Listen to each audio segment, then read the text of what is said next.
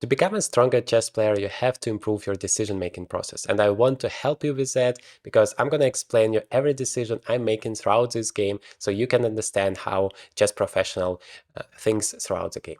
So I'm playing here against a very strong 2500 rated player, so that's going to be a tough game. And now I'm going to fight for the center. Remember that all of the principles always work. You want to develop all of your pieces, you want to fight for the center, and you want to make sure that your king is safe. So I'm going to play bishop g2, castles. That's a very theoretical line here, very symmetrical, so it's difficult to get something out of it. I guess I can play queen b3 here. That is a typical idea, because if he takes, I want to take it back with the queen and make my queen active. Although you have to be careful with that, because the queen early on in the center of the board might get attacked. But, well, there are some advantages too.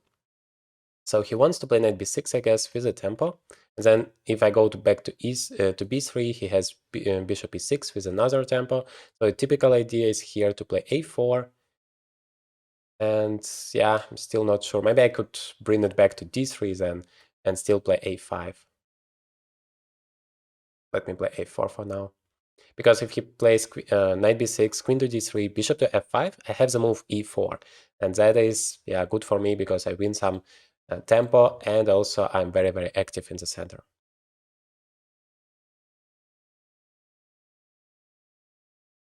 Yeah, so the queen goes here.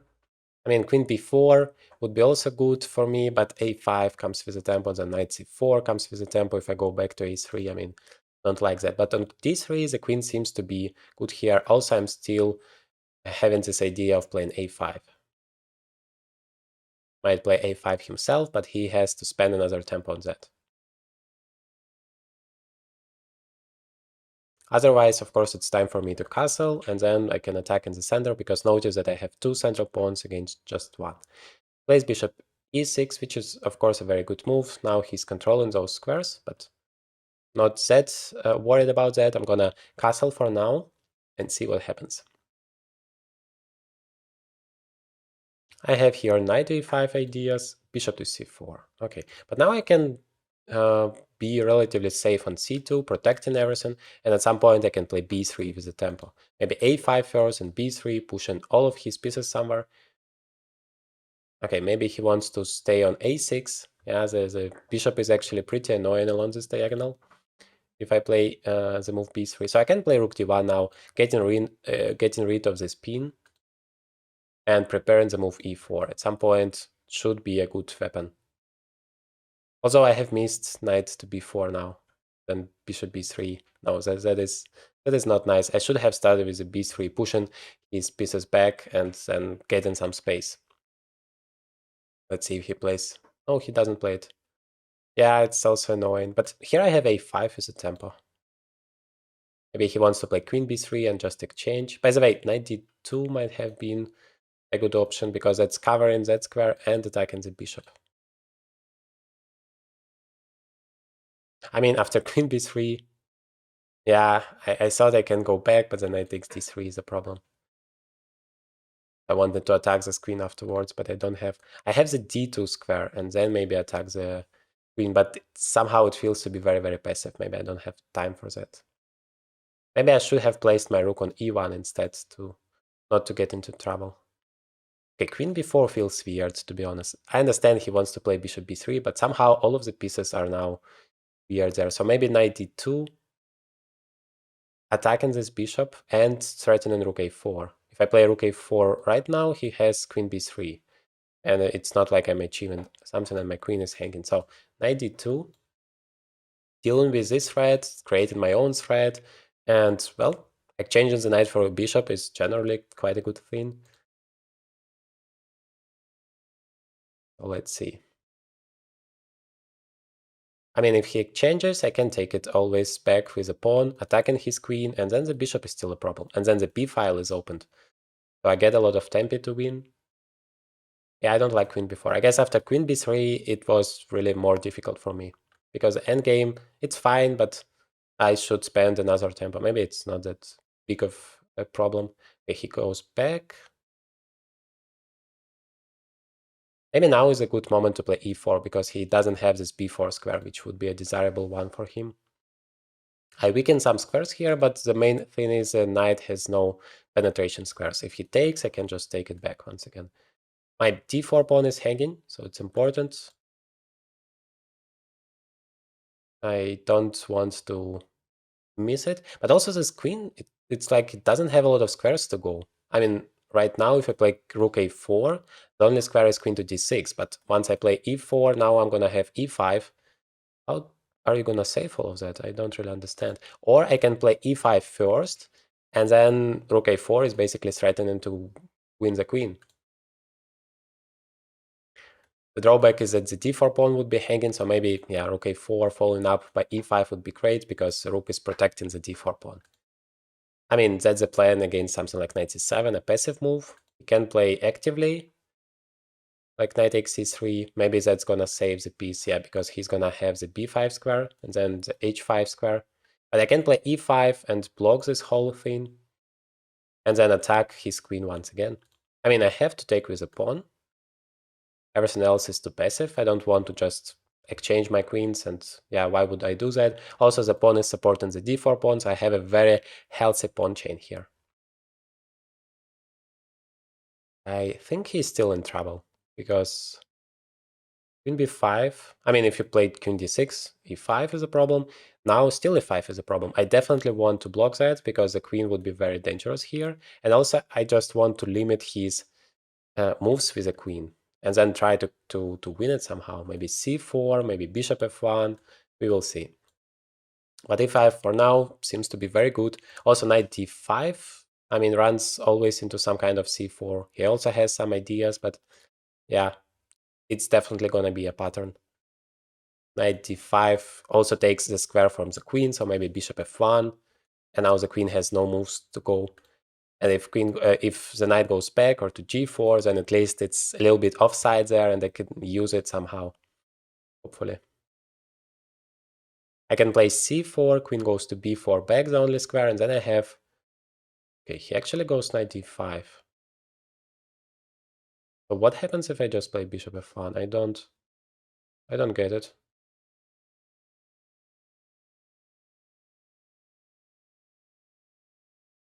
Bishop f1, the queen is hanging. The bishop is well protected. He doesn't have anything. The queen has no squares. I mean, what is going on here? I understand c4 might be a bad move because of knight b4. Although even there, just queen b3, and the queen has no moves to go. It's like I'm just winning the queen. Would be sad if I'm blundering something here, but I don't see it. Do you see it? Write in the comments. Okay, so let me calculate. What is better, c4 or bishop f1? How do you decide if it seems like both moves are completely winning the queen and the game? c4 is a more complicated variation, because the d4 pawn is now hanging. Knight b4 is a interesting idea for black, and then queen b3, and then you hope that nothing happens there, and I don't see anything at all there. But bishop f1, yeah, there is still knight b4. I mean, it's better to lose a knight than lose a queen. And then after queen to b3, he has queen d5, so he kind of saves his queen, but well, the whole extra knight is also great. But c4, how do you save your queen at all? Knight b4?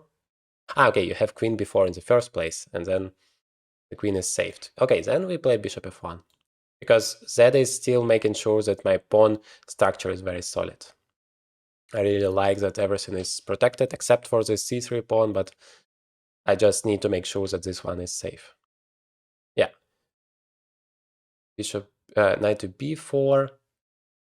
Ah, okay, now I can't play queen to b3. That's a bad thing because of knight to d3. I mean, yeah, I don't like that. So I have to take here. And then the d4 pawn is my only concern, but I mean, that's an extra piece. Just exchanging this guy. If he takes here, I have bishop b2 with a tempo, and then I have another extra piece. And otherwise, I have, yeah, just knight e4 seems to be great, because now my rook is finally very good on d1, and this knight might come to c5. Bishop a3 seems to be a good idea here, because I'm attacking the e7 pawn. If he takes on a5, I can take it here and I'm finishing my development. Remember, no matter how many extra pieces you have, you should use it. And in order to use it, you should develop all of your pieces. Queen to C to B7. Knight C5 seems to be an interesting option because it's gonna attack this pawn. Of course, it would be great for me just to exchange some pieces. Yeah, let's play Knight C5 because the more pieces you exchange, the simpler it gets to convert your advantage into a full point, into a victory. Yeah, now I can take it with a tempo because queen takes a5, I still have bishop takes e7, and everything is protected there, so I'm gonna take it.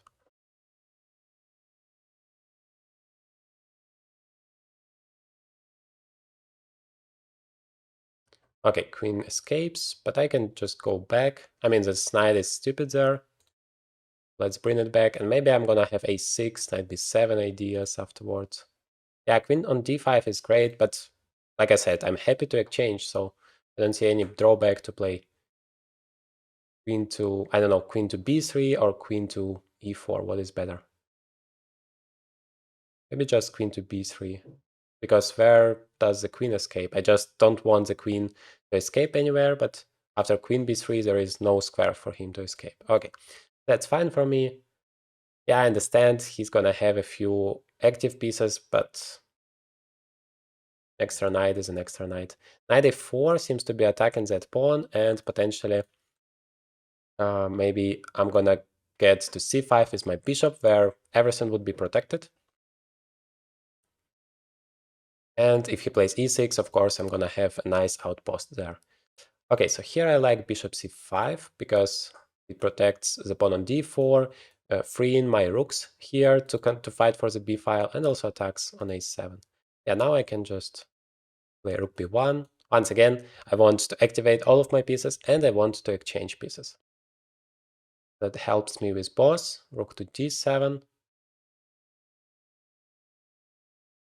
He is threatening to take on a5 if I play rook b8, for example.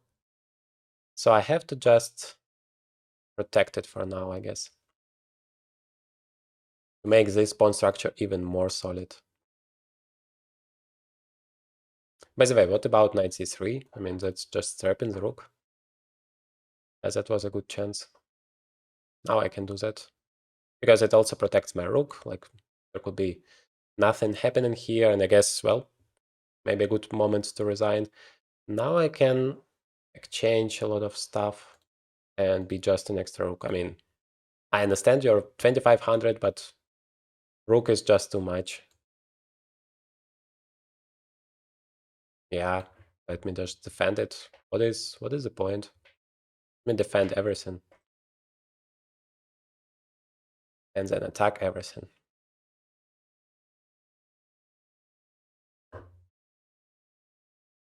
Yeah, okay. I'm not gonna give you this pawn.